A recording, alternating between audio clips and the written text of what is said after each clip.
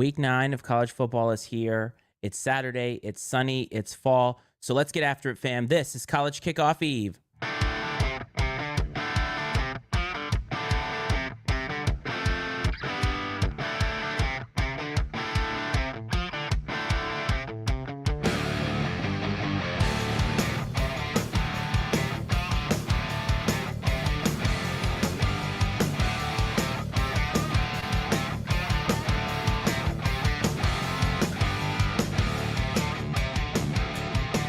Happy Saturday, fam. It is College Kickoff Eve. It is College Football Saturday. Normally, Brad and I would be on Friday nights, but because things changed up, we are here on a beautiful Saturday morning here in the DMV. For some reason, it is going to be 84 degrees, and we're going to bring in the coach here to talk about how it's probably butt cold in Illinois. So, as always, Iceman Matt Freites, Coach Brad Powell. Brad, welcome, buddy.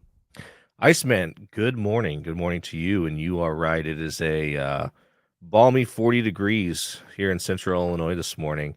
I told you I considered taking the setup outside so we could enjoy some of that cool air, but I live right on a state highway. So I did have some fears of just the noise. There's kind of, we're one house away from being on a corner. And at that corner, there's a weird, there's like a manhole entrance for the sewer or something. And it's a hill, it's a natural hill, but it's like leveled out in the spot where the manhole is. And there's a bump there that they just cannot seem to smooth out in any way, shape, or form. So if a truck comes by, especially a semi truck or even like a normal truck that has like a utility trailer behind it, when it hits that bump, it sounds like a car crash. Like it's just insane. And so I was like, that's probably not great. And then I live on the north-ish end of town. And so even though we are still a good 3/4 of a mile to a mile before the speed limit goes back up to highway speeds, about right where my house is where like you start to feel like you're leaving town because there's fewer trees and things like that. And so people really step on it there, or trucks step on it there. And just the same way as people are coming in, they start slowing down. Their trucks hit their engine brake. There's just a lot of noise. And I didn't think it would be maybe the best thing. I mean, I have the mute button, but my luck, every time I talk, there'd be a semi driving by or something. But that being said, wonderful 40-degree fall morning. It's nice to see the sunshine in the window behind you there. Reminds us that it is Saturday morning. And this is the earliest we've ever done this, right? Any It show is. for that matter. And I just want to point out that I have my Powell's mug here from Portland, Oregon, when I went out to the Pacific Northwest for the only time that I will go out to the Pacific Northwest unless the show gets big enough that we travel to one of these games, which, speaking of the Pacific Northwest, Utah coach Kyle Whittingham just showed up to game day on a motorcycle. So I don't want to hear anybody talking about how Coach Prime is all about himself, because that is some look at me shit right there. Absolutely, it is. And so two questions. One, what Yes. is Powell's? Powell's is a bookstore, believe it or not. Okay, You know, fantastic. with this last name, it should be a bar or maybe a whiskey distillery, but it is a bookstore. And apparently it's a very famous bookstore. And I went there. It's very large, it's very popular, and I just like a good coffee mug. So this happened to be the mug in the rotation this week because it was up there with what's clean. I was going to use the INC mug, but it is dirty. So we are using the Powell's mug today as I get my second cup of coffee. I want to welcome everybody to the stream this morning. Thank you for pivoting with us. I know that Saturday mornings are usually for family business and other things, so we are happy to have you here in the feed with us as we talk some college football. So, Coach, I want to start today off asking you a question that has nothing to do with football, nothing to do with sports, but something happened to me this morning that I want to ask the people here in the feed about. But one of the worst feelings in the world, the worst inconsequential feelings in the world, and this happened to me this morning, is when you step in water with socks on. Wet socks is one of the worst feelings in the world. That happened to me this morning, and it almost threw my morning off. I'm not going to lie. No, you are right. There are few things in life that are more discouraging, disappointing, whatever word you want to use. It's terrible, and it does. It ruins your day. If there is something that could take me from like a 10 to a 2 faster than a wet sock, I'm not sure what it is, but that's one of those things that, I mean, it's up there with almost like stubbing a toe, right? I mean, in terms of the immediate, just, I want to throw something, hit something, freak out. So I stubbed my toe 2 months ago and broke my pinky toe to the point that my entire foot was bruised. So I'm with you on this. The second time it's happened in my life. And I think it has to do with our bedroom furniture and how large or not large our bedroom furniture is based off of where things are, because the same pinky toe has been broken twice now. So I'm an injury liability if going into the NFL draft for sure. And that just shows you how significant a wet sock is because you bruised your foot, and we're saying this is on the same level as that. You broke your toe, and a wet sock is more quickly remedied than many other things, right? You just change the sock, but just the experience alone for those few seconds is miserable. Yes, it is miserable. So this past week on the main show, which you can catch on YouTube right now, you and I talked about whenever there are family plans and we go out. So apparently you have a follow up because this is now your second family outing this week that apparently has some kind of story with it. So why don't you share it with the large audience that we have viewing this? Yeah, so my daughter's school, they had their big Halloween parties and things like that at school yesterday. And part of the festivities was a trunk or treat at the school last night. Very popular. And I'll be honest, like my assumption was that this would be something they would try to have set up in the gym. I know trunk or treat, it's in the name, but I'm like, dude, the weather's been terrible. They'll have it in the gym, whatever the case. Well, we arrive. It's most certainly not in the gym, which is okay, fine. It's a little chilly out. Kids have their Halloween costumes on. The little guy is a skeleton. This is his first trick-or-treating experience where he really knows what is going on. And, our daughter, she's, 7, so she's well-versed. And we get out, and she immediately is cold. And I'm like, "Yeah, well, let's just" I mean, this was gonna take 10 to 15 minutes max to get through this trunk or treat thing. I'm like, "Let's just power through it." Well, she just wasn't having it. She decides she wants to go back to the van. Little guy cannot be deterred. Like him and my wife just continue. We go back to the van. She changes her mind within minutes, and we get back out and go rejoin them. And it starts raining. And so it's raining and it's cold. At this point, I'm miserable just because, other than the elements, I'm dealing with this borderline meltdown situation that's happening. Again, our son, totally unfazed by anything going on. I admire his ability. He overcame adversity in this situation. He had his eye on the prize, which was the delicious candy that he was going to acquire in this adventure. So we get in this line of people that are working our way through. She pulls the plug again. And so we return to the van. And I've got to give it to my wife. I really should have volunteered to stay and let her go back to the van, because once we got back, I mean, it was like pouring. It was raining hard, and again, cold, windy, and they stuck it out through the whole thing. And again, another thing that sounds really cool on the surface, right? Hey, a little family trunk or treat up at the elementary school, that turned into drama. It does work out if, like, the weather. I told you that the circumstances are dictated by whatever is happening. I'm not sure if you can hear the birds chirping back here, but this is great. The window's open, the birds are flying by. This is a morning. I like doing this morning stuff, by the way. But anyway, it like weather is something you can't predict. Last year on Halloween around here, it rained. It was cold and it was rainy, and that sucks. Like, it sucks for everybody involved. The kids usually can power through it, but once you get to a certain age, the kids just have nothing for it. So, but if you can power through it, it is what it is, man. You'd think that they would have it inside, but at the same time, how many times are you going to have rainy weather and have it be like that? So, you kind of have to hope for the best there. That's not as bad as you abducting slash dragging your kid on a gravel driveway at a pumpkin patch, though. That has much more staying power for me. Yeah, no, that was definitely a more prolonged event, for sure. Because being so far away from home on top of it, and knowing we were going to have to get back home, try to get food in the process, that was a whole deal. But I tried to explain to her last night. I said, "Listen, you realize on Tuesday on Halloween, the high is like 36 degrees, right? So it's going to be colder than this, and we're going to be out for longer." And she doesn't have a costume that really lends itself to layers. So we're going to have to try to get some layers under it somehow. I mean, it's basically this like bodysuit thing. She's Princess Peach from, Mario. And, it's, we'll see. We'll see what we can figure out, see if we can get creative, and so we can get through Tuesday unscathed. But I'm sure I'll probably have another meltdown family activity meltdown story to share next week. 100%. Well, let's get into the action that happened this week. But first, as always, we like to do a roll call. So if you are brand new to this feed, what we like to do every week is ask the people who are here what college you're representing, rooting for, whatever.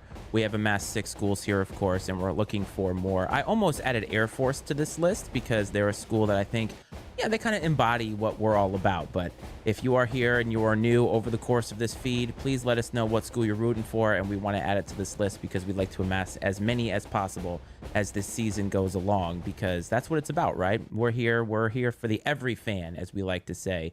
And I think college football fans really embody the every fan to a T. So let's talk about last week. And I want to start with the Big Ten, because you and I both had, well, I had this realization years ago, but you had this realization last week that I have been correct in saying that the Big Ten, the offenses are putrid. And I think we saw that on full display. It was, as Budge said, a masterclass by the Big Ten last week. Yeah, the offenses have been pretty poor, and maybe my lack of willingness to jump on board with it is just the fact that I live in the heart of Big Ten country, and so it's sort of what I've always been exposed to and grown up around, right? And I think people are like, well, it's the Midwest is cold weather football, it's defensive football, all those things, but the game has changed, right? And you got to be able to score points, and we'll get into someone next who does that, and it still doesn't really prove to um, produce wins consistently. But like for me, outside of like what we've seen out of Iowa this year, the Penn State Ohio State game was tough to watch because it was basically Marvin Harrison Jr. versus Penn State. And Ohio State does have an elite defense, and Penn State's defense is very good as well. But still, you have to find a way. I mean, despite the great defenses, the quarterback play not great, and it Which is hasn't been great in any of the games they've played, even no. against lesser defenses. Which is what I said to you watching the Penn State Ohio State game. I said neither of these quarterbacks elicits they can win multiple playoff games with this quarterback situation. And maybe what it is that you go from CJ Stroud to what they have going on right now. You know what I mean? Like it's a huge drop off for a lot of these schools that have had a great string of elite quarterback play in college. And now, I mean, Penn State, though, never really wins this game. Like, James Franklin is a great coach, but they never seem to win this game in the Big Ten. And Ohio State's defense, though, can carry them quite a bit. But I think it'll be interesting to see if they make the playoff, what happens to them. Because I don't know that they can keep up with an offense that can put up points.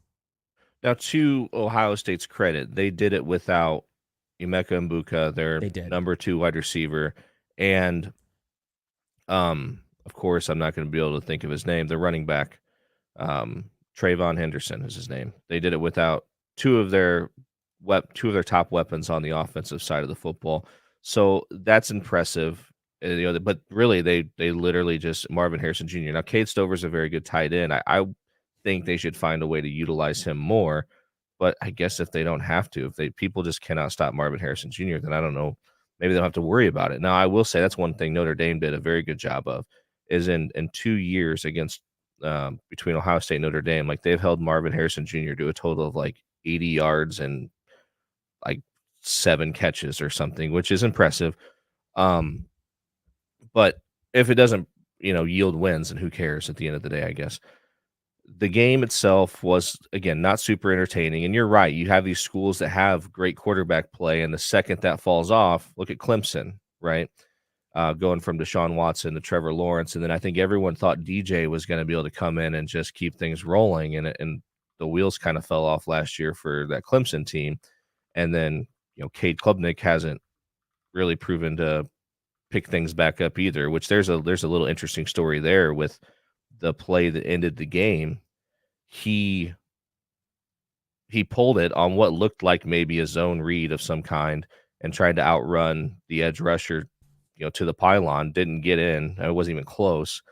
And after the game, Dabo just threw him under the bus and said, that's not the play that we called. It was a give. It was 100% give. And it didn't look like that was there either, for what it's worth. But he said it was 100% give, and he took it upon himself to pull it. And if that's the kind of stuff that's going on at Clemson right now, that does not bode well for their future. And I don't want to stray too far away from the Big Ten, but it's it's just indicative to how much elite quarterback play matters.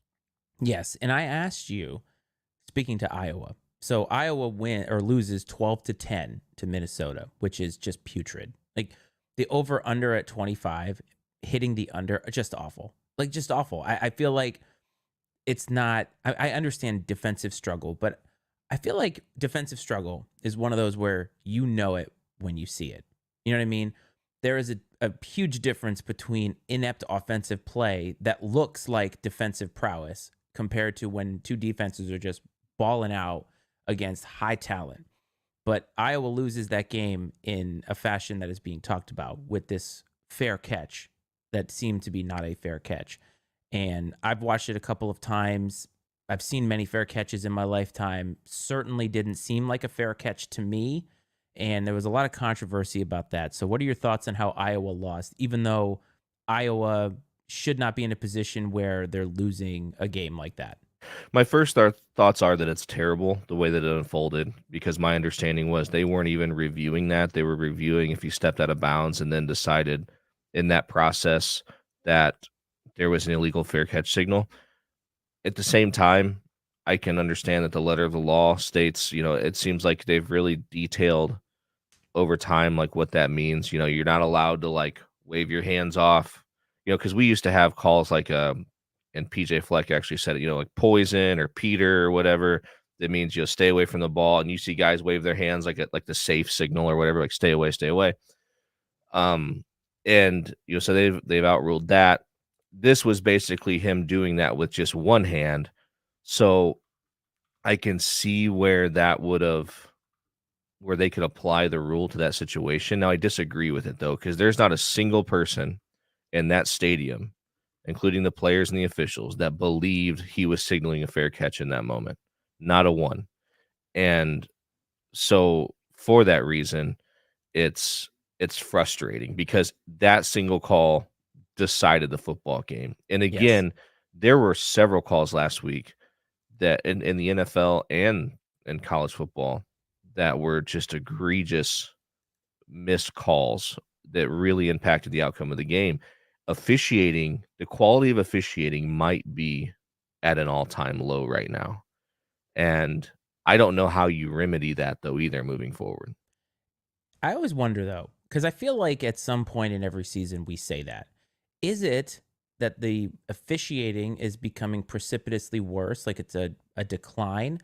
Or does it just feel that way whenever a blown call happens in this fashion in a game or at a point in a game where it is crucial to the outcome of it? Which one is it? Because I feel like maybe the officiating is bad, or do we sometimes just always lean on that narrative? I'm not advocating for either. I'm just asking. There's certainly instances where particular fan bases will feel that their team was wronged or robbed based on a call because there's a lot of 50-50 calls that no matter which way it shakes out, someone's going to be upset and feel like they were done wrong. But I feel like we watch a lot of football, right? A lot of college football, a lot of NFL, and I feel like I see it consistently throughout, and that's without a dog in the fight. Excuse me, without a dog in a fight in any of these games, really. And so has that always been, and maybe it's always been the case, and I just pay attention now more than I ever have. But so I don't know that I have a great answer to your question. Is it sour grapes? Sometimes, but is it just legitimately poor officiating? Yes, sometimes. How do or college football officials, because we know in the NFL, they're obviously part time and many of them are like lawyers and things like that outside of the football season. But there are so many more games that need officiating in college. So I'm surprised, or do they have sort of like a school of officiating for these officials to come through? Because it seems like when you have to widen the candidate pool for officials, that the talent pool is going to be completely watered down. And so when you get to all these different games, it's almost a crapshoot as to what kind of quality official you get. I don't know how they do that. I'm legitimately asking anybody who's in the feed. If you know, please let us know because it seems like that would be an issue across the board. Yeah, I don't know if there's an official like pipeline or a training school of some kind, but the problem really starts at lower levels. You're getting fewer people involved in officiating at a younger age because the way they're treated. One, they're underpaid, and two, they get treated like crap by coaches and parents.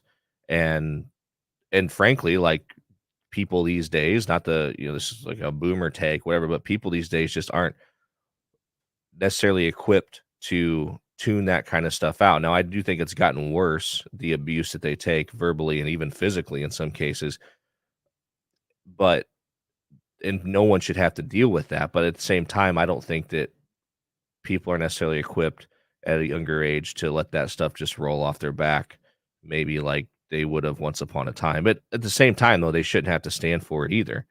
And so you're getting fewer people involved in officiating, which means, and it's a domino effect. It trickles up to the higher leagues, as things go on. And I just know this from just here in the state association in Illinois.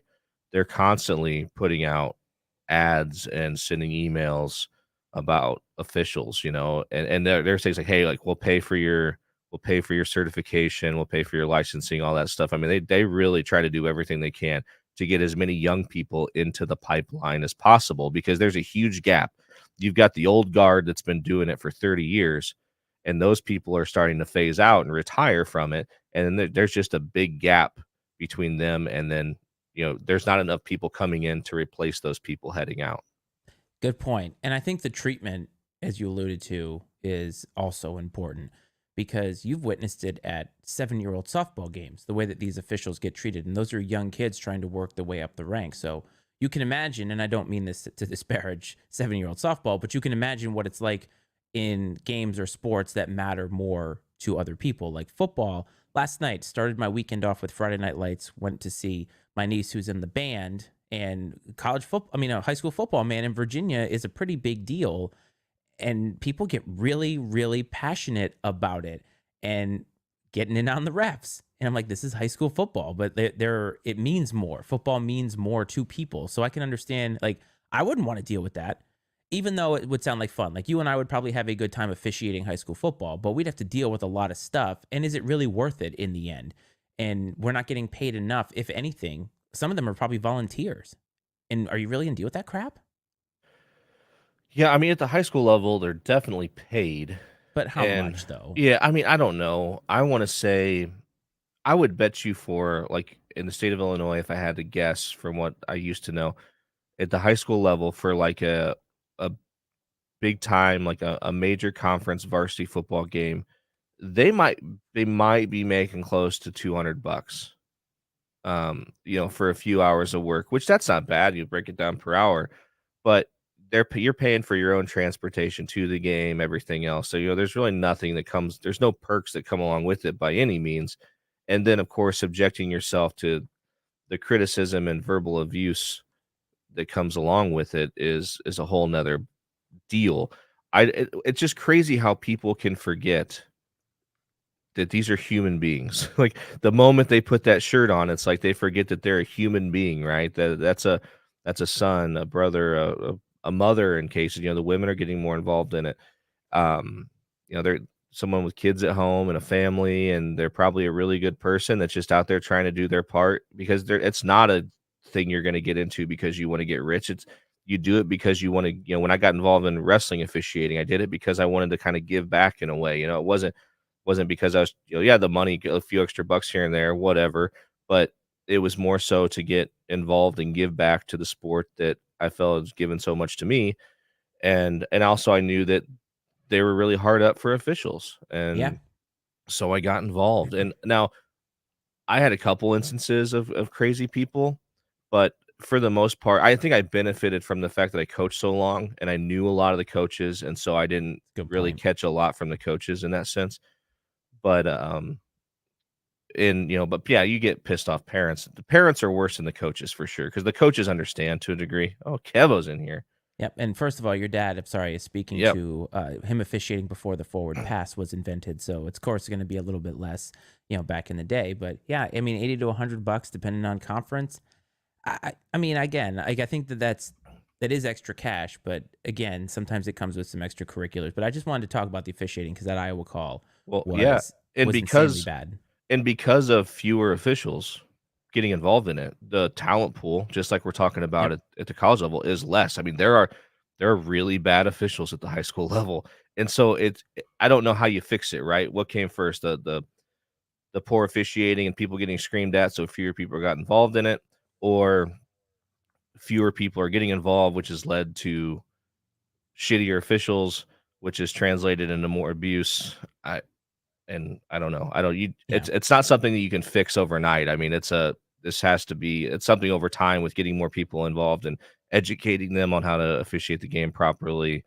And then I think holding the people that treat officials poorly more accountable would be beneficial as well.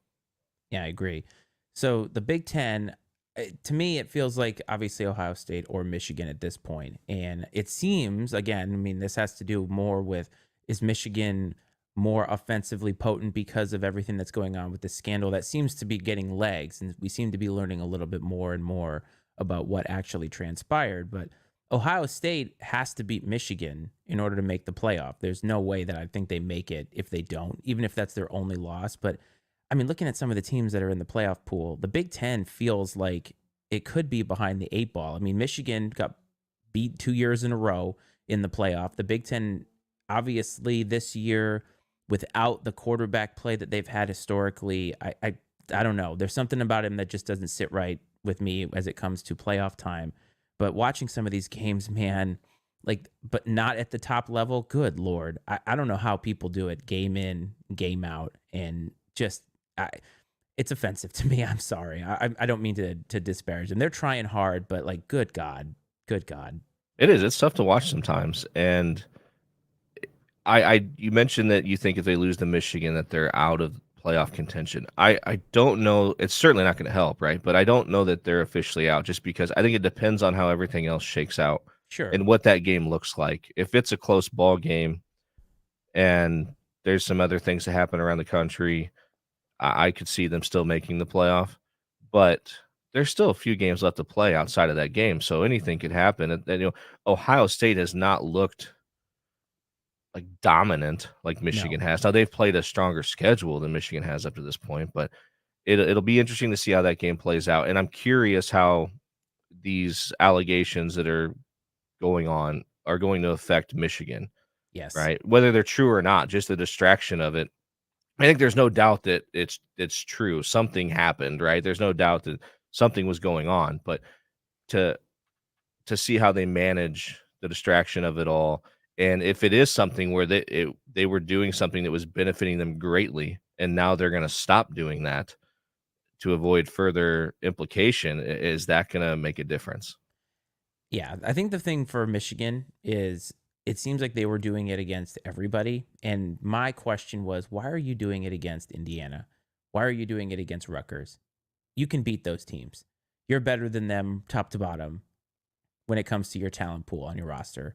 It just feels very unnecessary for those teams. Now, if you're scouting playoff teams, fine, but it seems like there could be some things about hacking cloud servers and things. And if that's the case, that is going way beyond. Like last week, we talked about you're doing advanced scouting. How much of a difference is it? You still have to execute. But if you're going to the level of like IT professional level, that's a little much. Yeah, and I've to this point, I've been pretty firm on the fact that, like, I I don't have a big issue with it because I think that they've just I look at it as like, hey, they're just outworking everybody, right? By doing all this extra scouting and stuff like that. I understand the rule of sending staffers to watch a game in person and recording it and everything else that's taboo. But that rule was put in place because again, the late 80s, early 90s, because underfunded programs complained that they didn't have the resources to send people to do this, like the Yes. bigger programs. So while I think it's a dumb rule, but if it does go beyond that to the point of where they're hacking servers and things of that sort, that's a whole different Yes. ball game, and that's definitely I would have an issue with that for sure. Agreed. So let's move on to USC because USC loses again to Utah. And the questions are now coming in about Lincoln Riley because he came in with a lot of hype, obviously. He has or had a Heisman candidate, possible first round pick at quarterback. And again, a disappointing outcome to the season. I understand there's more games to play, but from a national perspective, they're done. 2 losses and they are done. And I want to read something to you. This is a stat that I have. and it's been all over the place. But it's comparing after 22 games Clay Helton's reign and Lincoln Riley's reign, and it's amazing actually this stat. So both of them after 22 games were 17-5. Neither of them has won a Pac-12 title. One bowl win for Clay Helton. Clay Helton was 4-5 versus ranked teams. Lincoln Riley 2-5 versus ranked teams. Clay Helton was 1-1 versus Utah. Lincoln Riley is 0-3 versus Utah. And both of them were 1-1 versus Notre Dame. And one of them came in with he's a way better head coach than the other, but through 22 games, exactly the same. So one thing I thought about this morning. I was flipping through the notes and I'm like, okay, like this feels like Lincoln Riley at USC feels a lot like Coach Prime at Colorado. And what I mean by that is a team that has some really good weapons on the offensive side of the football. They're still missing some key pieces like the offensive line, and there's still some things they got to figure out, and just absolutely terrible defenses. And to where if they're not capable of outscoring an opponent, they cannot win the ball game. And I don't, of course, you got to outscore the opponent to win the game, but if they can't score 40 plus, their chances of winning are significantly lower. And so I ask myself, because I think I'm willing to give Coach Prime the time. Now, granted, taking over a much different situation, at least from a national perspective and a program prowess point between USC and Colorado. But I think people are willing to give Coach Prime the time to get guys in there. Sure. And, so does Lincoln Riley deserve the same leeway? I don't know. And part of me wonders if he just doesn't give a crap about defense. I think you're seeing some coaches that have evolved to that mentality. And I mean, there's one of the better programs here in the area in Central Illinois is they don't give a shit about playing defense, man. Um, they they just go out there and try to score 70 on everybody. I mean, they win games like 70-56 and shit like that. I mean, it's ridiculous. They go for two every time. I mean, they do some really they never punt. They do very unorthodox things. And and they've won a lot of football games doing that. But when they come up against stronger opponents that have good offenses and good defenses, they've struggled. I think there are differences. I mean, I can understand what you're saying, but first of all, Coach Prime taking over Colorado, which was a one-win school, the expectations are incredibly low compared to when you take over USC, because USC has been trying to regain that dominance and that allure that they had when Pete Carroll was there, and they were consistently in the national title picture. They have been good, but they have not been at that elite level consistently since the Pete Carroll days. So he comes in, Lincoln Riley. The thing is he's doing things where he's not allowing players to talk to the media after losses. He's restricting access to those types of things. Whereas Coach Prime, for everything that we know, open book. He's willing to talk after wins, after losses, after the hard stuff. He's going through all the motions that you need to do as a head coach, and he's making sure that his players go through those as well. From everything that we've seen, now, if anybody knows different, fine, you can tell me that. But from everything that I've seen, it seems like they are transparent, win or lose. So when you come in here and you have that kind of an attitude, the Lincoln Riley attitude, where it's like, I know more than you, I'm better than you, I'm the coach of USC, and you are given a Heisman candidate at quarterback for 2 years, right? This is his second year with Caleb Williams. To me, there is a difference in how you approach this. And I think that we can judge the results differently based off of those things. And I think Lincoln Riley is one of those guys who you're going to be held to a higher standard because of everything that you came with. Think about the quarterbacks he has had at Oklahoma and at USC now. And what does he come up with? Not a whole lot in terms of big time playoff wins. He's not won a national title. At some point, you have to deliver on that. And USC as a program, if he doesn't deliver on these promises, he is going to be out because they want to find that coach that does that. Coach Prime has a much longer leash because Colorado is through the moon having 4 wins. You know what I mean? No, you're right. And I saw something this week, and I didn't dig too deep into it. And I wonder if there's any truth to it. Was that Lincoln Riley was like missing, like or whatever, MIA for a couple of days this week, like, and I don't know if there was like health issues. I saw someone maybe throwing out there that he's going to play the Urban Meyer card, and um, use health issues to get himself, out of the job or something. I don't think Lincoln Riley's a bad guy. Like from everything I've seen, he seems like a probably a decent person, um, comparatively speaking to like the Urban Meyers of the world. Like for example, like Ryan Day. I think Ryan Day is a gigantic asshole. I don't feel that way about Lincoln Riley, but at the end of the day, what kind of guy you are doesn't matter. He's certainly underachieved with the talent that they have. That and I can't remember if it's Branch or Birch, the number one kid for USC, the returns kicks for him, plays receiver. That dude is scary, man. Um, against Notre Dame, like anytime he had the ball in his hands, I was nervous, and I think he did return a punt or a kickoff for a touchdown in that game too. So it's it's I'm contradicting what I said earlier a little bit. It's not for lack of talent. I think they certainly need to get better at different positions on the offensive side of the ball, but there's very few rosters across the country that are 4 and 5-star guys top to bottom. So everyone has holes somewhere that they're trying to compensate for, and that's what Sure. good coaches do, right? You find ways to adapt.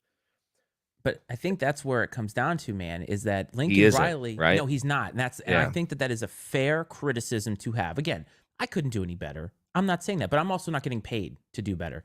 USC fired a guy on the tarmac, right? Didn't they fire Lane Kiffin on the tarmac? Or was that, I can't remember. Yeah, it a was big, Lane Kiffin, right. yes. So it matters to them. And they're going to move to the Big Ten next year.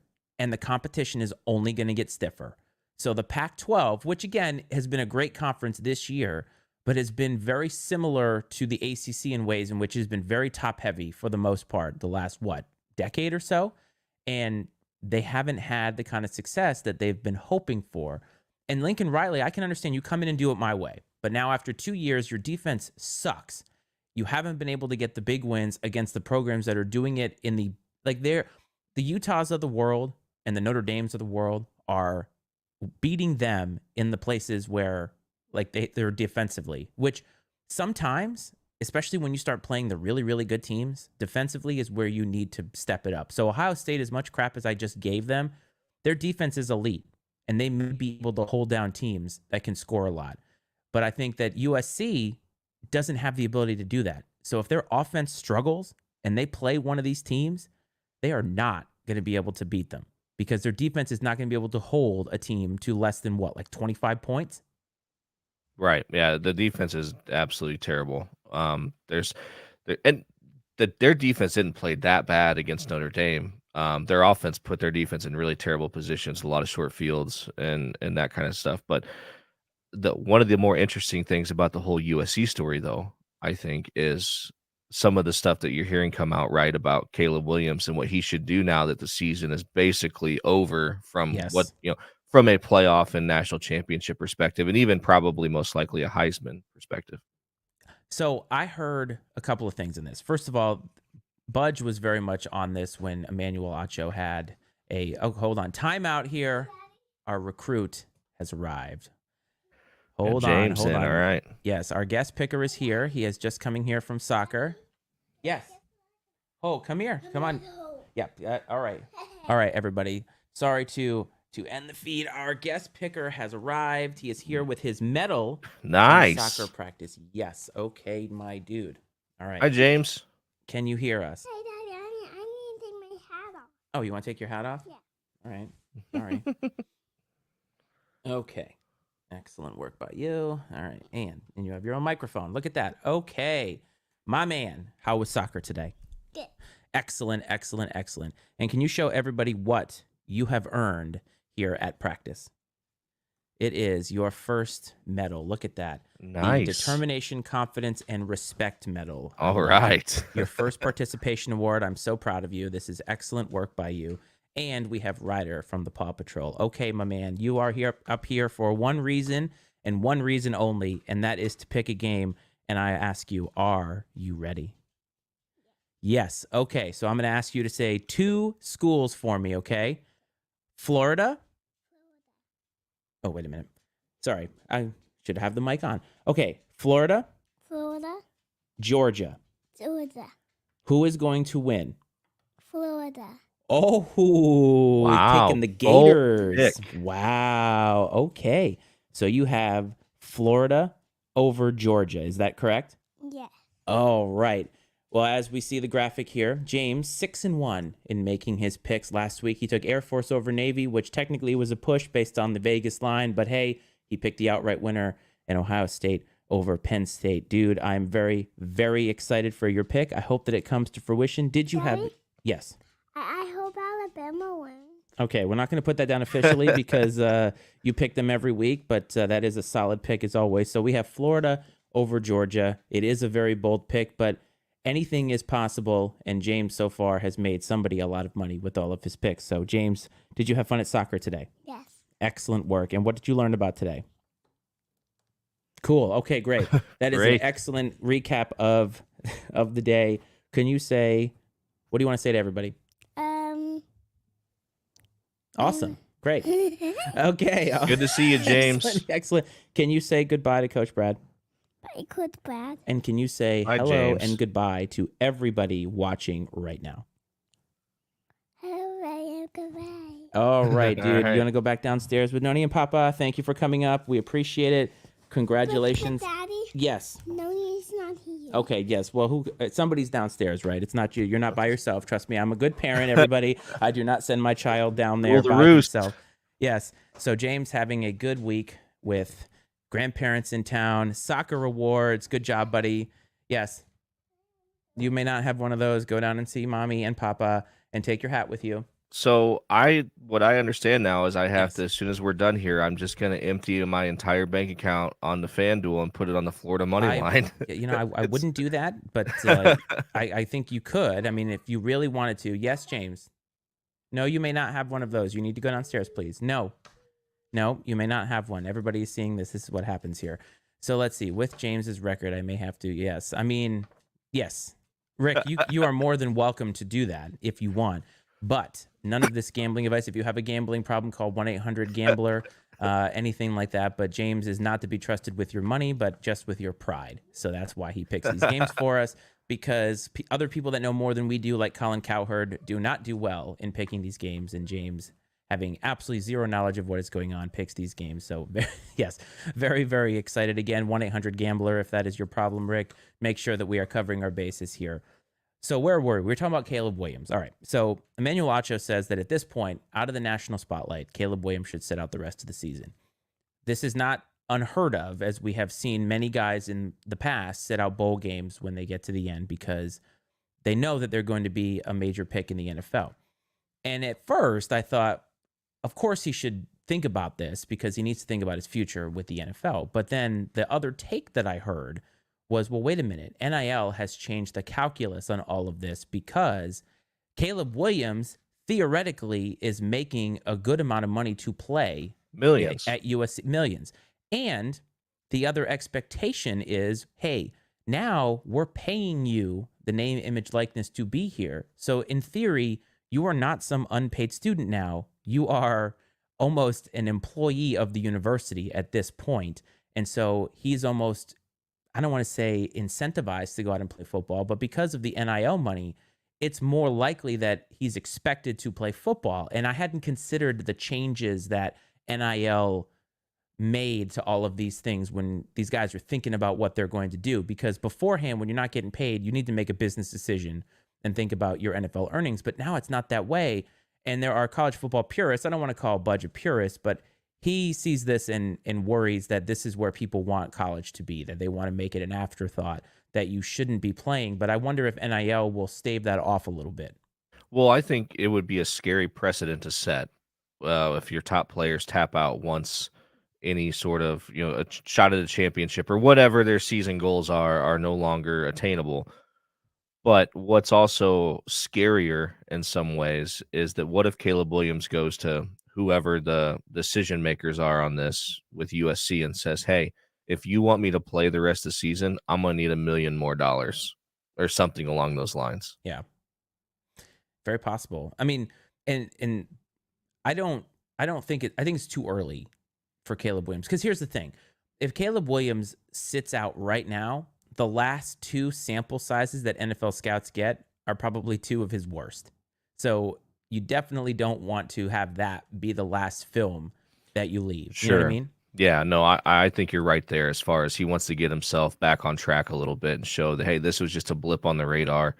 Um, I'm still what I there are people that have pointed out a lot of holes in his game. That it's almost like he intentionally bypasses what seems to be the natural read on plays and tries to intentionally get off platform and make highlight real plays when he wouldn't necessarily have to do that if he just played within the framework of the offense. But that's something they'll have whatever, people smarter than me can work that out. But another point I think worth mentioning is that it's very obvious, I think, that a lot of our viewers had to step out for a minute and go lay their money on FanDuel. They had to step away to go put their money down on James's pick, I think. It's a good question from Mike in the chat about NAL contract require of him. I don't know actually if there is a contract that comes with it. I don't know if there's some legal requirement that any player that gets money from the university for this has to do with their play.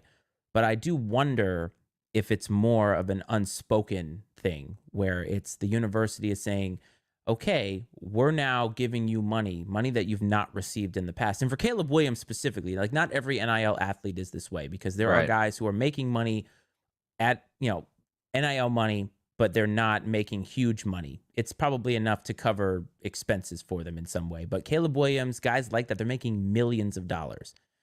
And I think there might be an unspoken expectation of them from administrators and decision makers that are saying, like, look, man, this is kind of what you're here for now. Like, we're basically paying you to come here to do this. And the talking heads adjusting their thoughts on that.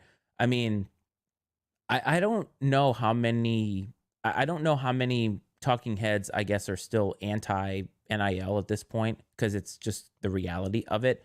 But I do wonder if many people are going to now double down more on guys that are leaving because of this fact. Whereas before, we would give answers like, well, you've got to be dedicated to the team and all these different sort of old school things that people cared about that don't really matter as much anymore. I'm not saying that they shouldn't, but that they don't matter anymore. So I think that it seems to me that like the media narrative has changed to where it's like, okay, you need to go out there because you're getting paid. But I do think a lot of people would also not fault him for leaving, but not this early. So that's interesting. I wonder if there is a contract. I think that even like maybe legally, it could only include things like you're being paid X amount of dollars to have this many appearances at these places, sign this many autographs. Things that are selling his name, image, and likeness, right, to promote businesses or whatever. I don't think there could be anything in there about like any qualifiers that say you have to play in X amount of games, um, or finish the season, or make these different reach these different achievements. Like it's not incentivized, I think, through play. I don't think it can be, and I might be mistaken on that. But I think right, isn't the straight up pay for play? I mean, we know that's what's happening, right? But I mean, isn't that technically illegal? Possibly. Like I said, I would assume there's a contract, and I think Mike just put in our comment talking about that. Um, but I don't know if it can be directly correlated to play. It And can't, but think about it being an advertiser, right? Because he's in the Dr. Pepper commercials, I think. If he doesn't play, right. Well, I would then he is that loses that money notoriety. is that money all up front too? I want to know, like, or is it spread out? But because I would think he would have more of a leg to stand on legally if they were to stop paying him if he didn't play, then they would have to recoup money or stop paying him if he didn't. Yeah. Um, from a just a purely legal standpoint, I'm assuming.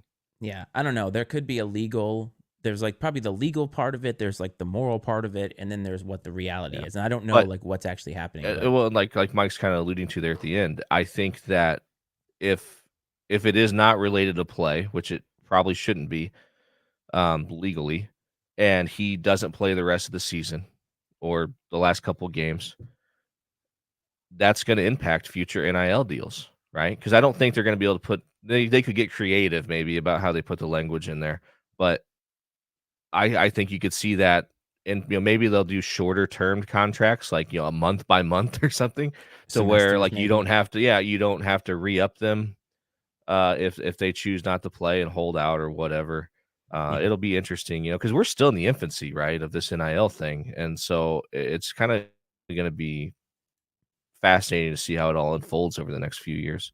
Well, and these are those like unintended consequences of things that, as we talk about, sound great on paper, and then you kind of work through what actually happens with them.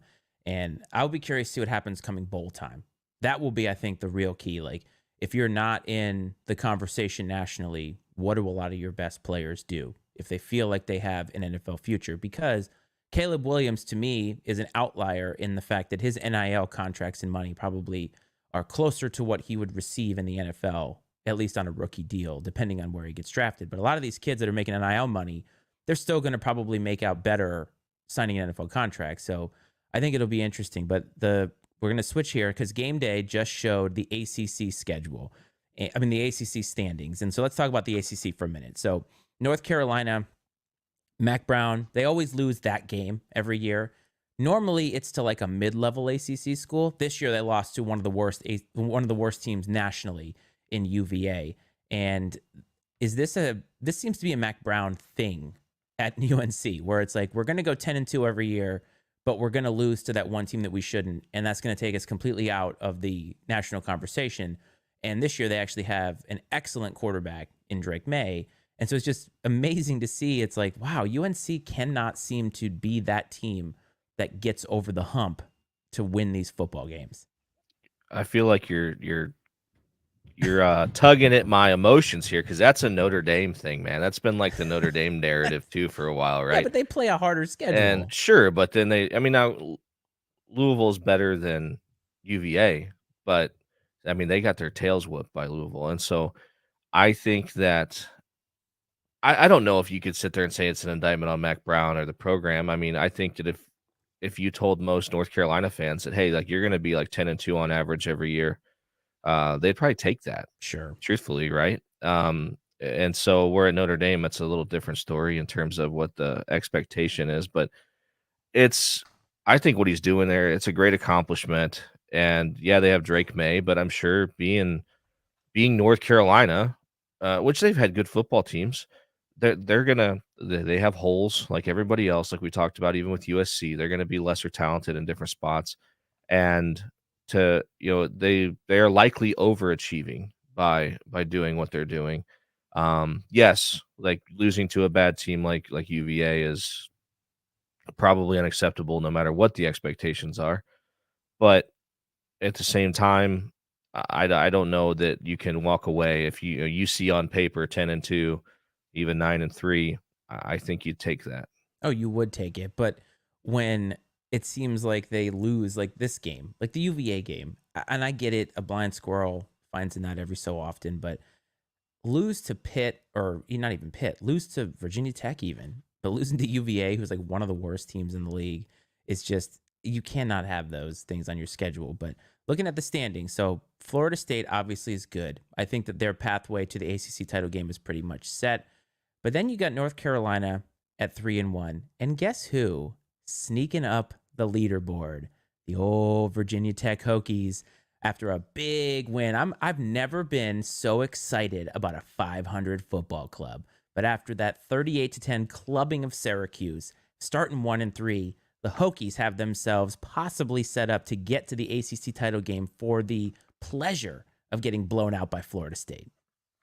I think that's great. One, it's good for the show because it gives us something to talk about and be excited about on top of everything else. Almost wore my jersey today just for you. That's awesome. And then two, you know me, I'm always rooting for chaos. And so getting a team like Virginia Tech into the ACC title game and even having that opportunity to knock off Florida State and create even more chaos is exciting for me. I love seeing that kind of stuff happen. It never happens to the tune of which I wish it would, but I think that's great. And you're going to see something similar happen in the Big Ten with whoever comes out of the Big Ten West. So just getting that team there in the game to have that opportunity to really throw a wrench in the whole playoff picture is exciting. Well, when you look at now who they have to go through, so their toughest game is Louisville. That's going to be a really hard game. I think they have that next week when they play at Louisville. Probably not up to that standard. But after that, you're looking at Boston College, UVA, and NC State. all of those to me are winnable games for a team that is on the ascent.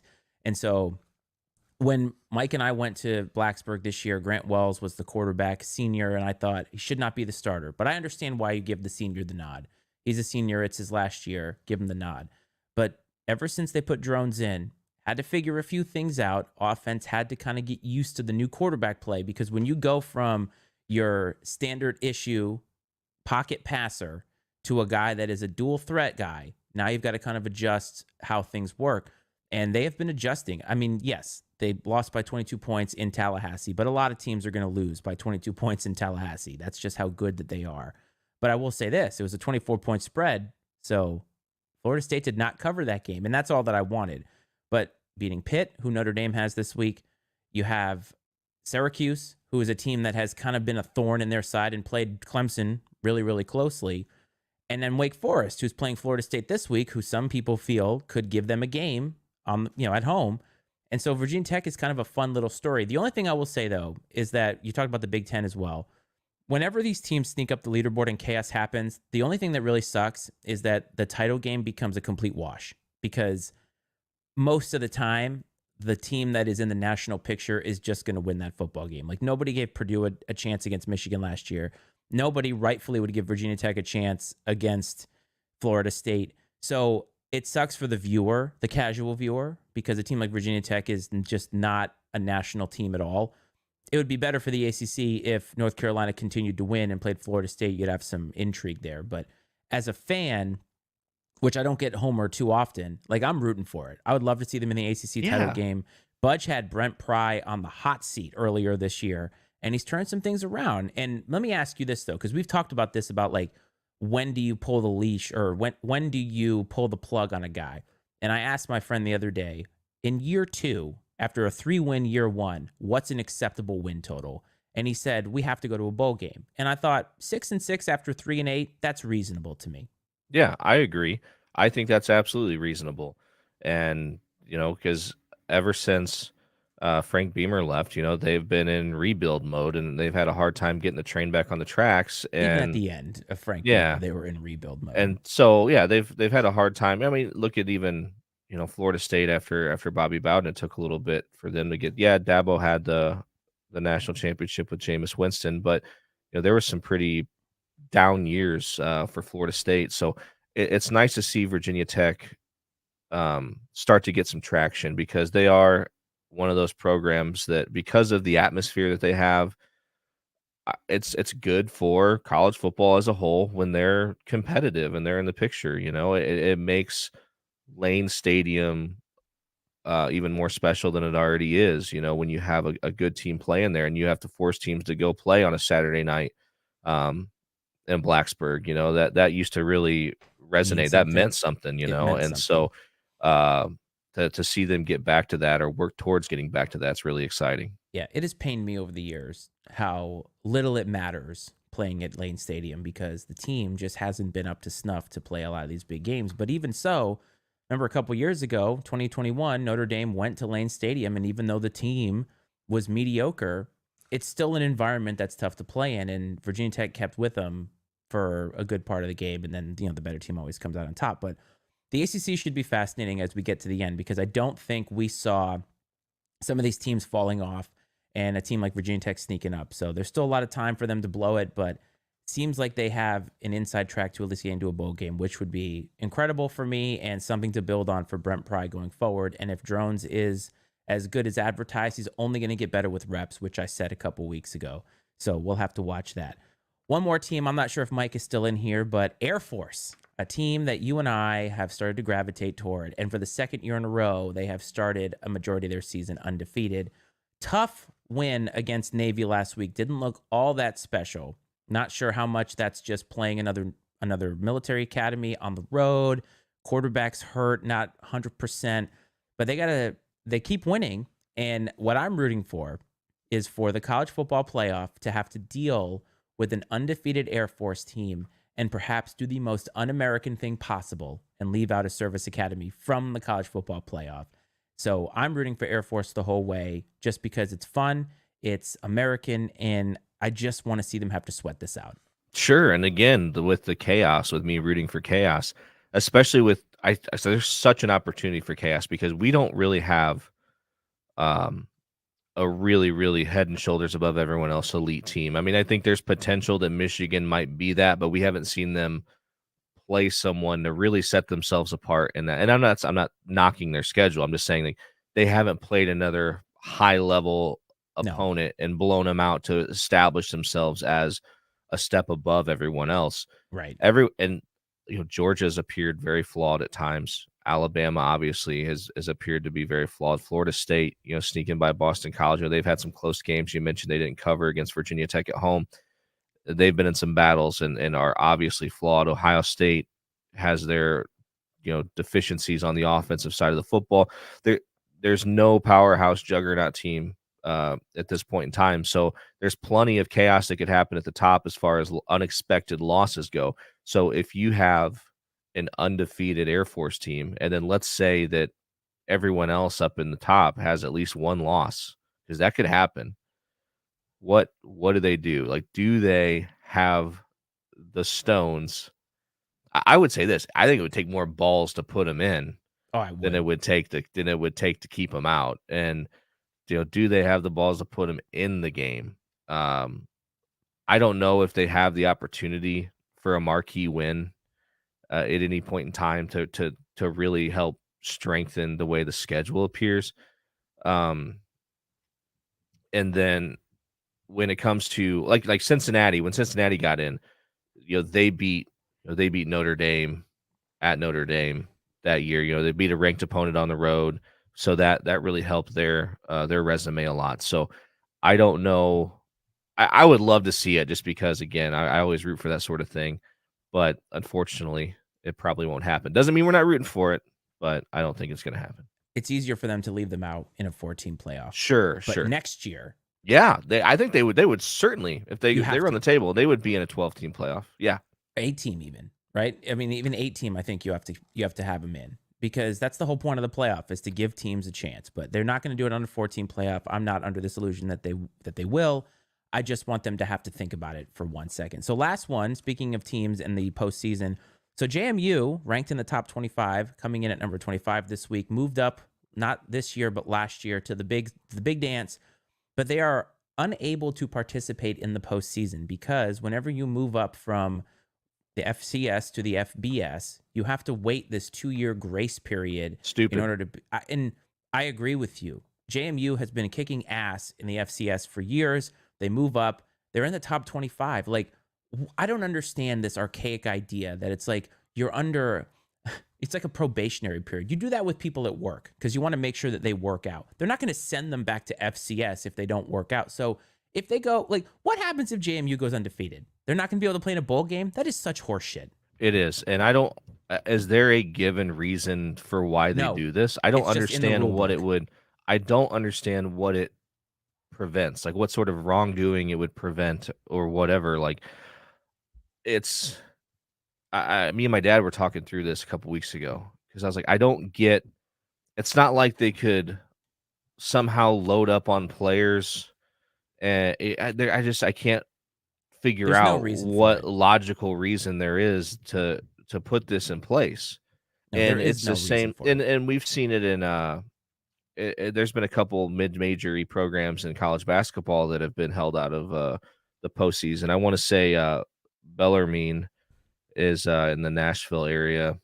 They won their conference tournament maybe 2 years ago. My dad probably knows more than I do if he's in there, but they couldn't go to the NCAA tournament, even though they won their conference tournament. And that's ridiculous. And same thing here for JMU to not even be able to play in a freaking bowl game. I just don't know what purpose it serves. And it makes zero sense. Yeah, there is no reason. The only reason is that it's in the bylaws, and that's a stupid reason. It's just a dumb reason. College football should be about making the best matchups possible, and the bowl season is already to the point where it is diminished in that nobody cares about bowl games before New Year's Day or December 31st or whenever they have the first college football playoff games. But you used to be able to look at the bowl games and say, oh, that looks like it could be a fun matchup. Let's do this. And so JMU is going to play their ass off this year play excellent football, probably play more quality football. I get it, against lesser opponents than some of these other teams, but play better football than some of these teams. Like, you're going to tell me that JMU and Vanderbilt are on the same level? No, I think JMU would beat Vanderbilt, neutral site type thing.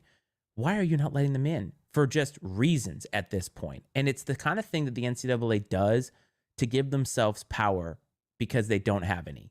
And it's diminishing by the minute. And this is the way to keep their thumb on this one team down. And I just don't understand it at all. Like, they've beaten every team that they've played in Virginia so far. They are the best team in Virginia, most likely. And they're not going to get to play in a bowl game. You think about it, it's similar to when they used to not let freshmen play, right? And it makes you think like the movie We Are Marshall, right, where the entire team tragically dies in a plane crash, and the coach has to go petition to the NCAA for them to allow freshmen to play because that's literally the only way they're going to be able to put a football team on the field. And it was hard. Yeah, the NCAA didn't want to allow it. No, and it's like it was one of those things. It's like why? It doesn't make any sense. And hopefully, this is something that works itself out over time, and they move away from this. I don't have any faith in the NCAA when it comes to making sound, logical decisions, but we shall see. We shall see. So speaking of the top 25, here is your current AP top 25. Now, the college football playoff ranking, the first one's going to come out, I believe, this coming week. So we will get a new look at the rankings every single week. But again, not much has changed here. Teams moving up and down the line here. And the top 4 pretty much stays the same. Top 5 even pretty much stays the same. But that's going to that's going to work itself out because there's a lot of tough games. And in my opinion, I don't know if you agree with this or not, but this is like that time of year where you get teams that start to play competition that isn't like they're good, but they're not great. And I think you need to keep your eye on the prize if you are a team that's hovering in that top 10 with playoff aspirations. And Notre Dame this week is playing Pitt. Now, obviously, the national conversation with 2 losses, they're not in it, but this is that time of year, right, where a team like Notre Dame, if they were playing one of these big schools like Washington or playing in Oklahoma, they would need to be careful because Notre Dame, even though they're out of the national picture, they're dangerous and they have more to play for pride-wise in that regard. So I think that there are a lot of things that are going to happen this time of year where you're going to see some of these teams bow out and lose a game, and then you're going to have all those one-loss teams heading into playoff season, and it's going to be tough. It's going to be tough for that committee because college football, it's not easy to go undefeated at all. No, it's not, and we're getting into the stretch of the season now where, I mean, it's really a grind. The weather's turned, and then the northern parts of the country, so you're playing in colder weather, more harsh conditions. Teams are now dealing with injuries and guys being banged up. No one's taking the field at 100% anymore. And so it just adds another layer of adversity that people have to find a way to overcome. There's more film out there now on everybody, so people should be more prepared, I would say, heading into these games. So this is the time of year when you start to see the teams that are not for real start to fall off, like you mentioned. And yes, it will be really interesting to see how it plays out. It's very exciting. We got some great matchups this week and moving ahead. So I'm pumped up for it, man. And we're going to see who's really put together to make a run for a championship. We definitely are. So let's start with the Homer Hour as we get into looking at week 9. Notre Dame hosting Pitt. Now, Virginia Tech beat Pitt. So I would like to think that Notre Dame, who is vastly more talented than Virginia Tech, can take care of business. But Pat Narduzzi is going to have something for the Irish. You know it, but I don't think they have the talent to be able to keep up. Yeah, it's Notre Dame's coming off a bye week. Now my hope is I would like to see them come out and appear to be a little rejuvenated after some time off. Sure. I would like to see them be able to get back to establishing their running game, which struggled the last few games, and maybe some different wrinkles offensively, just to show some progress. I would like to see Jared Parker show some progress as an offensive coordinator and a play caller. I do think, like I say every time we talk about Notre Dame, they're going to get Pitt's best shot. They get everyone's best shot. And this is it's not a gimme game by any means. They're going to have to come out and put together, 4 quarters of good football. But I am a little nervous about beardless Sam Hartman. And he had the stash, which I was like, okay, at least he's still got the stash, but apparently he's done away with the stash as well. So we have clean shaven baby face Sam Hartman, and I just don't know if he's going to lose a little bit due to the lack of facial hair. We shall see, but Hey, man, most handsome quarterback in the country. he is, man. Like, what about the most? I mean, think about it, the most handsome quarterback head coach duo in the entire country. I Oh, think Marcus Freeman is handsome. by He is far, an right? attractive man. And two of the most likable guys. That's I think probably that's my yeah. I yeah, think yeah, you're right. Marcus Freeman for sure. Like Marcus Freeman seems like a real G, if you know what I'm talking yeah, about. Like he's a guy who if he were walking by on a college football Saturday and you had a solo stove out there, fire, you're watching the games, I feel like he'd be like, "Hey man, can I stop by?" And he would just yeah. shoot the shit with you for a No, while. I think so too. And I sent you that clip, right? Of Yes. so his son plays flag. He has one of his sons is a sophomore in high school and is a stud linebacker, I guess. And then Who'd he your Notre has Dame he recruit? has 3 or 4 kids. But he has like a 7 or 8 year old that plays flag football, and one of the Notre Dame beat writers is the offensive coordinator, I guess, of this flag football team. And so during the press conference this week, Marcus Freeman turned the tables on him and started grilling him with some questions about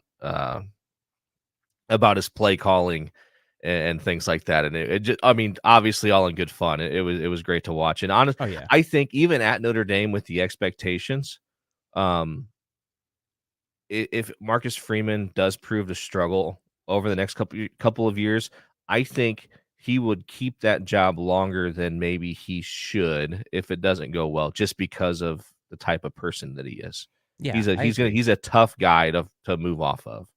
I But and I think Notre Dame just suffers from playing a hard schedule. You know what I mean? Like in Marcus Freeman and depends his on who you ask. There's yeah, whatever. Who nationally people cares? don't think they play anybody. It's No, ridiculous. that's a bunch of crap. But I think Marcus Freeman has staying power as the coach at Notre Dame because I think recruiting wise, I think he's got the juice to keep him there. I mean, if Brian Kelly could be there for so long, I mean, he made a couple of playoffs, obviously, but I think Marcus Freeman has it in him, and I think you have to give more of a leash at a school like Notre Dame. I know that there's expectations, but Right. Freeman comes with a lot of different, like, he's a complete reset from Brian Kelly, attitude wise and personality wise. And I think you have to lean into that. No, I agree. And what people forget now, people didn't like this about the hire, but he's learning on the job Sure. as a head coach. And I would say to this point, I feel like he's done a great job of learning from his mistakes and realizing um things he needs to change moving forward, at least in this short sample size that we have to this point. I feel like he's done that. He seems like a very self-aware person. He's not afraid to be critical of himself or his staff. And because like I said last week or on the main show, the true sign of intelligence isn't what you know, it's knowing what you don't know. And I feel like Marcus Freeman is great in that sense because he's willing to look at like, hey, like what don't we know? What don't we understand? What can we do differently? And he's always looking at himself. He's always looking internally first. He never points the finger away. He's always pointing right back at himself and his staff and trying to see what they can do to improve, which is a big departure from the previous head coach. Yeah, I definitely agree. So, very winnable game this week. Let's get into week 9. First game, I want to talk about Oklahoma, Kansas. This is one of those games. I know Kansas has made a huge turnaround with Lance Leipold at coach, and they moved on from the Mad Hatter, who had just a terrible, terrible tenure there. And they're 5-2. Now, last year they started 5-0, had a little bit of a fallout, but this is one of those kind of weird games where Oklahoma had some really big wins, obviously the Red River rivalry. And this is where Brent Venables is going to have to get his boys continuing to get their eye on the prize. Now, I believe Kansas is going to be without their quarterback, so they're going to be at a disadvantage. But I see Oklahoma winning this football game, but it's also one that would make me nervous because this is a team, Kansas, hungry to continue to stay and getting better and moving up. And they've got talent enough to be able to keep with them. And if you're Oklahoma, you've got to be able to take care of business and keep moving on because they have a playoff spot on the line if they keep winning. Yeah, they absolutely do, especially with the potential. I don't know what the severity of Quinn Ewers' injury is, but especially with the potential that you may have the chance to face a Quinn Ewers-less Texas team in the Big 12 title game. Right. You cannot trip up between now and then, but the road to the Big 12 title game for the rest of the season for them is pretty tough. Truthfully, the schedule, Kansas, Oklahoma State, West Virginia, BYU, TCU, that's not a cakewalk by any means. No. And I'm with you though. I think that Kansas does find a way to keep this game close, even without their quarterback. I mean, I'm on them to cover, for Kansas to cover the spread. So I'm not sold yet on Oklahoma. Right. I think that Brent Venables is doing a really good job, but I'm not quite sold that they are elite yet. Yeah, and these are the types of games though that are gonna tell us that Dylan Gabriel is having obviously a very quiet, potentially, fringe Heisman season and how they've been playing. Vast improvement over last year, where Oklahoma was very disappointing. But this is the kind of game you want to be elite. You got to win these games, and Kansas has nothing to lose in this game, but all of their pride is on the line. And I really think though that they're a program that it's hard to they're easy to root for because of how bad they were. So when you see them where they are now, improving, being talked about by people like us, it's always a good thing. So that'll be fun. So we got the, let's see, the largest cocktail party. What is it called? The biggest cocktail party? What is the official name? I don't know. I just call it the cocktail party. Yep. Florida, Largest, Georgia, whatever. happening in Jacksonville today. Obviously, Florida has been disappointing in spots, but also beat Tennessee at Neyland Stadium. This is a game that's happening in Jacksonville. At game time, it's going to be 80 degrees down in Jacksonville, so weather will not be a factor in that regard. Georgia, without Brock Bowers, who has bailed them out of a couple of really, really tough spots, obviously their best player, he's not going to be around for a couple of weeks. And so Georgia, who I think personally, and we'll get to our predictions or maybe give our college football playoff rankings a little bit later, but I think that they've been getting by on the past performance and winning national championships. But this is 100% a worrisome game if you are Georgia, because this is a program that wants to beat you very, very badly. I think things are slightly coming together for Napier in Florida. But again, they're going to have to win games like this if they want to get back to national prowess. So this one, James, it might be wrong in his pick, but I don't think this is going to be Georgia wins by 40. No, I don't think so either. And it seems that the public would agree because the line opened at 16, and I'm pretty sure that's where it was when we picked it on Tuesday during crunch time, and it's down to 14 now. So, the national betting has moved the line down to 14, and even at 14, I still feel good about taking Florida in the 14 points. And this would be Georgia's opportunity to kind of shut the naysayers up a little bit. If they can come out and beat Florida convincingly in this game, that would be enough for me to say, okay, and back down a little on the questioning if they're, especially doing it without Brock Bowers. Like, it would definitely give me some pause in questioning their number one ranking. Sure. At this point, but I don't see that happening. This is another one of those games like we talk about where you can throw the records out. I think it's gonna be a battle, and I expect Florida to hang in there. And I would love nothing more than for James's pick to come true. And it looks like we've got the official name, the world's largest outdoor cocktail party. That's a long name, for a rivalry game. We're calling it Florida, Georgia from here on out. So that'll be a good one. Now, this one intrigues me. We did pick this in crunch time. BYU traveling to Austin to face Texas without Quinn Ewers, who has been having, again, similar to Dylan Gabriel, a Heisman-like season with Texas. Obviously, some big wins, although they lose their big rivalry game.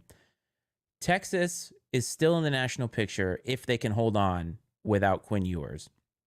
But BYU is coming in, much like Kansas, nothing to lose, a team that always plays really, really good and usually plays up to their opponents in games like this. When you're not with your star quarterback, and I know that they have a deep bench, maybe we'll see Arch Manning. Who knows? They've been calling for him for a while, so maybe we'll see him. But this is an upset alert for me because BYU comes in, usually plays disciplined football, and Texas better be on their game even at home because BYU, again, has absolutely nothing to lose. And Texas has everything to lose with that Red River rivalry, which is really hard to say for me.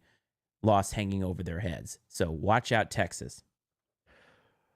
Yeah, we talked about this the other day. I'm with you. What's interesting to me is even without Quinn Ewers, the line has actually it opened at 17, Texas by 17. It's moved to 20, so the public's still coming in heavy on Texas, and we'll see what Malik Murphy is made of, right? And the fact that he's not the established starter, I think, is only going to make the calls for Arch Manning even louder if he does Yes. struggle, which will be fun to follow. I will be following that on social media throughout the game, especially if he gets off to a slow start, just to see all the people who allegedly aren't calling for Arch Manning continue to call for Arch Manning, That's right. which is just wonderful. And I was going to get on this morning and see if it had already started. I'm sure it has, Oh, yeah. but um, no, I BYU is no slouch, but you're right. This is a game. I mean, if I'm Texas, it's just like let's just find a way to win. They don't have to Yes. cover. Just win. Find a way to win the football game.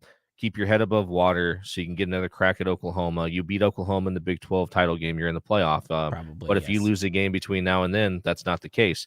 Done. And which again for me, rooting for chaos. Texas loses a game, and then we end up with a 2-win or 2-loss Big 12 champion. That's going to create some chaos. So I'm here for that as always. I mean, the same could happen for Oklahoma as well, possibly along the Sure. way. But no, I'm with BYU plus 20 on this one. I just think that's a lot of points for a backup quarterback, and that's where I'm at. Yep. And the big game of the week where College Game Day is in Utah, Oregon, Utah, for possible Pac-12 supremacy here. Now, Oregon played a close game against Wazoo last week, coming off of that really emotional loss to Washington. Utah, still without Cam Rising, outside of the Oregon State game, just continues to find a way to win. Utah is a really tough place to play. That crowd is outstanding all across the board. Oregon coming in, I think they were a 7-point favorite. I think I saw the line this morning down to 6.5. So a lot of people are on Utah.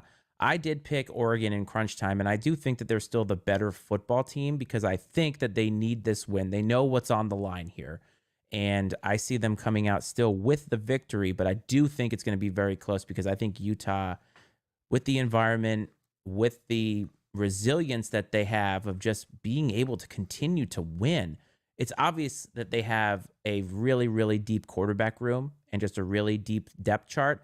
So Dan Lanning and the boys are going to have to be on their game if they want to win this. But if they win this, they are potentially in the driver's seat again to play Washington in the Pac-12 title game. And their playoff lives could be on the line here. A constant theme this week. Playoff lives are on the Yeah. line.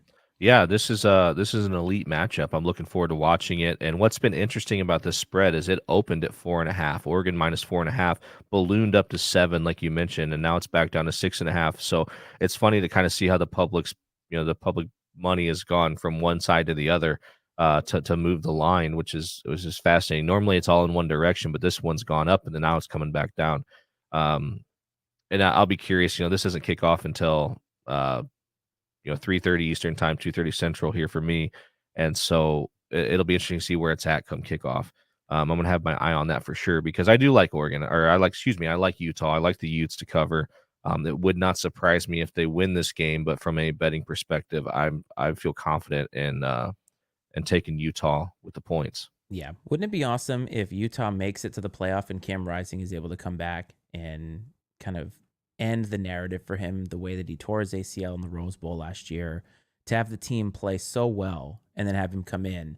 But then you also have the question of, do you put him in? Because if the team is 11-1 without him, do you just insert a new quarterback in that late? That's a tough call. Or if you're Cam Rising, do you Even play. do you preserve your eligibility under the thought that you might either play again next year or transfer possibly to play To Notre elsewhere? Dame? Yeah. I don't know. I mean, No, I'm maybe, kidding. maybe, I'm maybe, just- no, maybe. No, there's a lot of a lot of that's schools are that's an crazy. interesting situation there that we can talk about another time. Sure. We'll talk about that later if Utah keeps Because winning. there's more nuance. I mean, the Notre Dame quarterback situation Sure. in general is fascinating. But no, man, I'm with the Utes. They just keep finding a way to win. Yep. And continuing on the ACC trend, Duke and Louisville. So this is interesting because, as we talked about earlier, there are a few teams that have the inside track to playing Florida State. Louisville is in the driver's seat now if they keep winning these games Duke is going to come in, I believe, without Riley Leonard again, but Duke has played well without him, and it's a tough group to play. Notre Dame knows this all too well, and I think that Duke could find a way to win. Louisville obviously needs this to continue their ascent in the ACC, but this is going to be a tough game, and I don't know where the line has gotten to as of today, but it would not surprise me if Duke pulls out the victory because I think they're a well-coached team. They continue to be in games. And much like the Utes, they just continue to do what they have to do to win. Can Louisville capitalize on, I think that, I don't know if they were a bye last week, but they lost to Pitt the last time they played, the last time I saw they played. Can they make a comeback? That's what gritty teams have to do, and is Louisville capable? Yeah, they opened Louisville opened as a 3-point favorite, and as of right now, it's up to Ooh. 6. Oh, wow. Yeah, it is Okay. blown up to 6. 61% of the public money is on Louisville right now, with laying the points. So it seems like people are really heavy on Louisville. Duke has an elite defense, so I think they're going to be able to keep this thing close. It'll be interesting to see. But from a homer's perspective, it strengthens Notre Dame's strength of schedule. Whatever, they played both the teams, but they lost to Louisville. So if Louisville keeps winning, that makes that loss look a little less terrible. So, and for that reason, I don't like picking against Duke because I've been very high on them, but I really feel good about taking Louisville and laying the 6. Yeah, I mean, that would not surprise me because when you don't have your quarterback, it's hard to win at any level when you don't have Yeah. your starter. Well, And look that's at why, last week, man. Like I think if Riley Leonard finishes that game, I could have had a. I mean, there yeah. might have been a different outcome. Yep, you might be right. Going to the Mountain West, we talked about Air Force earlier. They are playing at Colorado State. Now, Mike said last night he's worried about this game. Where Air Force is going to run into a problem is if they meet a really beefy defensive line, because as you know, they are a run-first team that relies on being able to get the gaps and the holes that they need using their running scheme. And if their quarterback is, again, not at 100%, they're coming in against a team who played Colorado very, very well. Colorado, a very, very potent offensive team.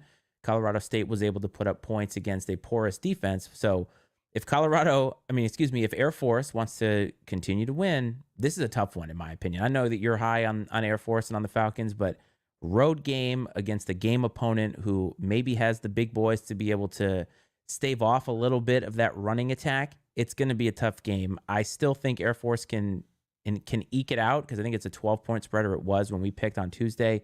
It's not going to be easy, though.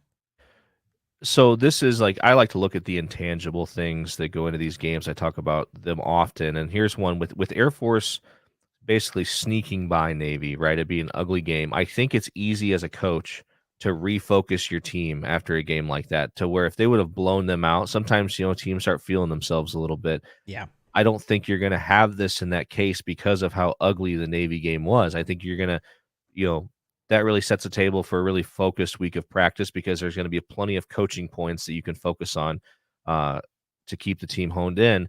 Colorado State is no slouch.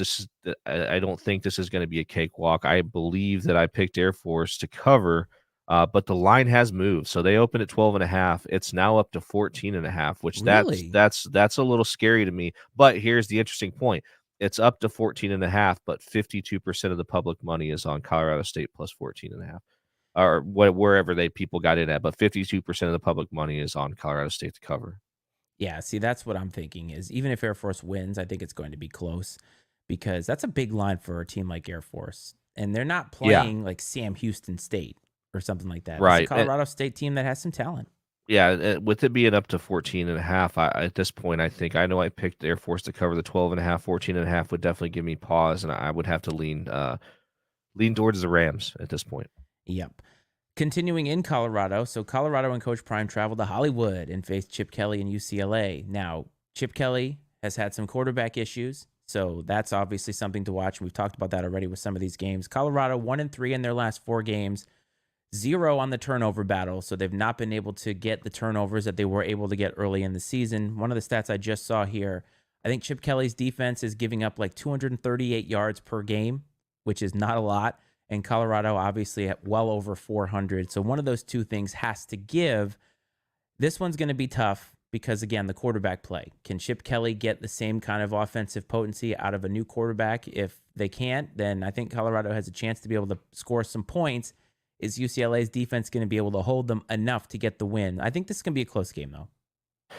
Yeah, so it opened it up with UCLA as a 16-point favorite. Public betting has moved it down to 15 points. That being said, 52% of the money is on Colorado to cover the spread. And I would agree with the public in this case. I think Colorado will cover, I should say. I think that UCLA, with the question marks they have at the quarterback position, a little bit of, I don't know if you call it controversy, but obviously, if you're playing two quarterbacks, that means you don't have one, right? And so it'll be interesting to see what direction they move in going forward here. If the other guy can settle in, I don't know if Dante Moore. I'm sure a lot of that was maybe just freshman growing pains to some extent, but we'll see. That being said, I really feel good about Colorado covering the 15-point spread. Yeah, that's going to be a good game. And last, Oregon State, who is the quietest team in the Pac-12, only with that one loss. DJ has the boys playing really well, but they travel to Arizona. And Arizona's not a team anybody's talking about, but they have played some really good teams very close, and especially at home. And so Oregon State going on the road, playing a very game opponent that has nothing to lose. And Oregon State could easily still make the playoff if they win the Pac-12. They still have that path. So got to be ready to go on the road. DJ has been playing well this year, and can he continue to keep his guys moving forward? Arizona, I think, is going to be game, but I do think that Oregon State just has way too much firepower, too much talent, but never want to sleep on a team that you're playing that has nothing to lose, ever. Right. Well, Arizona's been playing well, Yeah, right? they I have. mean, they lost two close games to Washington, USC. Yep, They beat Washington State convincingly last week, and they then you did. alluded to Oregon State's woes on the road. They seem like they are a different team at home and on the road. But even with that being said, that's only turned into one loss, and this is one again, kind of an interesting betting dynamic. Oregon State opened at 4.5, 4.5 point favorite. That is now down to 3. And with that being said, 66%, which is a ton, of the public money is on Arizona to cover. So the public thinks this is going to be a very close ball game, closer than 3 points, obviously. And I would say that probably seems that there's a good chunk of people that feel good about Arizona winning this game. But I think that Oregon State has more to play for. And for that reason, I would lean on them covering that 3 and getting the win. Yeah, and you got to learn how to win on the road. If you want to win your conference, got to learn how to do it. And I think that they have it in them. So those are the matchups that we had. What matchups are you intrigued by? Let us know in the chat or call or text us 703-718-6314. So if we look at the Heisman watch, we've obviously had the same 4 or 5 guys at the top, but you wanted to bring up Marvin Harrison Jr. And I jokingly said, does he have QB next to his name? No, so pass. But he is their entire offense. He is excellent. He's going to play on Sundays. He's going to excel at playing on Sundays, just like his dad did. I think there's an argument to be made. If Ohio State makes it to the playoff, how can you not have this guy at least a finalist sitting there at the ceremony? I think that he deserves that at the very least. So what's the award? Who's the award supposed to go to? Isn't it supposed to go to the best college football player? Yes, and Marvin Harrison Jr. is the best player in college football, Hard to argue that he's not. I think, right now. And I understand that this is an award that, especially recently, really leans towards quarterbacks. But Devonta Smith just won it a few Yes, he years did. ago, right? So it's not unprecedented in recent history. I think that I don't know how. I mean, like I said, he single-handedly outside of the great Ohio State defense, he single-handedly beat Penn State. Um, he's elite, man. Like, I watched him make a couple catches in that game, and I'm like, how did that even happen? Mm-hmm. Like, it's incredible. He's His excellent. talent level. I mean, yeah. And what's the guy Gus Johnson, I think, kept calling him Maserati Marvin Harrison or something like I that. was Maserati Maserati Marv. Marv. I was getting Yeah. real tired of that. I'm like, you've 'Cause he said it overused a it. million Oh, times. a Yeah. million times. Yeah. I like Gus Johnson fine, but sometimes he does go over the top. But I agree with you. And there's some other guys that you may be able to add to the conversation as we go, but I don't know if they'll be finalists. But it's hard to say. JJ McCarthy, the way the Michigan is playing, he's obviously leading that team extremely well. Maybe more of a system quarterback, but still, when you're that team and you're a quarterback on the team, sometimes you get the nod. I don't think we'll see it, but also Dylan Gabriel, if Oklahoma continues to win, and Drake May, just because statistically he's having a great season, but you won't see him there. But I think Marvin Harrison Jr. of all those guys has the best argument to be sitting in the room come final day. Don't forget about Big Penix Energy. Oh, big. Well, of course, we outside outside of the guys that are already there. We already know those guys. We've talked about those guys. I was trying to insert some other guys that maybe the I just national wanted conversation an is talking excuse to about, say but it. That's it's all. just unbelievable. I have to get that clip on the board here because, like, let's bring that big Penix energy. There's no way that he didn't go back and say, man, I cannot. Either he did that or he did it on Did purpose. on purpose. You think so? 100% did it on purpose. I like Desmond a lot. I feel like he could do that. He's my kind of guy. All right, so we're bumping up to the end here. First college football playoff ranking is going to come out, I believe, after the results this week. Obviously, we don't have the results in hand, but based off of what you and I have said, do you have what would be your top 6 in the college football playoff? I have written mine down right here. Yeah, so gosh, I'm going to cheat a little bit I and want your opinion, not what you think it's going to be. I want your opinion. oh, my opinion, my personal opinion. My personal Yes. opinion is Michigan 1, Ohio State 2, Georgia 3, Florida State 4, Washington 5, and Oregon 6. Yeah, that's a good one. Yeah, But that's where I'm at. yes, this is what I have. Michigan 1, Georgia 2, Ohio State 3, Washington 4, Florida State 5, and Oregon 6. That's what I have. So we have the same 6 teams, just slightly different order. Yeah. Yeah, and again, you could argue, but I do believe up to this point that Michigan has played the best football up until now. And every single week is different. We're supposed to rank it based off of who are the top 4 teams as of that time period. And that's why I'm trying to predict it. I don't think that's going to happen. I think Georgia, if they win, is going to be number 1 because they're just going to continue to get it until they lose. But that's what is our opinion. That's our opinion. Part of me thinks it wouldn't surprise me if the college football playoff rankings have Michigan 1, but Maybe. I don't know how much they're going to punish them for their strength of schedule. Yes. And I so agree. that's what might keep them out of the 1 spot, even though I do think that they're the best team right now. Hard to Georgia argue. certainly played a tougher schedule to this point, and they've struggled, though, through that schedule. Absolutely. So it'll be fast. There's nobody. Michigan's been the most impressive from what we've seen on the field. I think that when after that you could put them in about any order because no one's looked perfect.